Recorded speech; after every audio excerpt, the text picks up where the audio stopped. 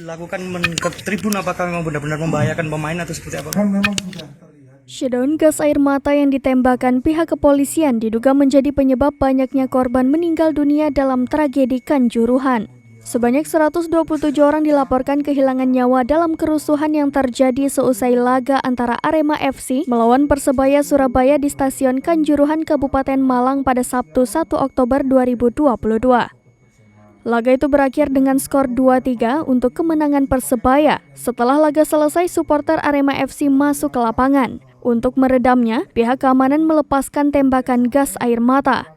Mengenai langkah tersebut, Polda Jawa Timur Irjen Niko Afinta mengatakan penembakan gas air mata itu sudah sesuai prosedur untuk menghalau upaya oknum supporter merangsek turun ke lapangan dan berbuat anarkis. Niko menyebutkan, dari sekitar 42.288 supporter, tidak semuanya turun ke lapangan. Hanya sekitar 3.000 orang yang merangsek ke dalam lapangan. Niko mengatakan korban tewas dalam insiden itu sebanyak 127 orang, 2 diantaranya polisi. Sebagian korban tewas di Stadion Kanjuruhan dan sisanya 93 orang di rumah sakit. Niko menyayangkan supporter yang tidak mematuhi aturan hingga menyebabkan tragedi ini terjadi. Niko mengatakan, seandainya supporter memenuhi peraturan, peristiwa ini tidak akan terjadi dan semoga tidak ada peristiwa semacam ini lagi terjadi. Korbannya dulu, kemudian nanti kita mitigasi bersama-sama supaya masalah ini bisa cepat selesai.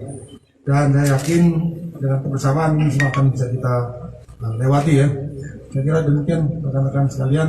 Nanti akan ada penjelasan lebih lanjut. Tolong diberi waktu kepada kami untuk melakukan pendalaman lebih lanjut.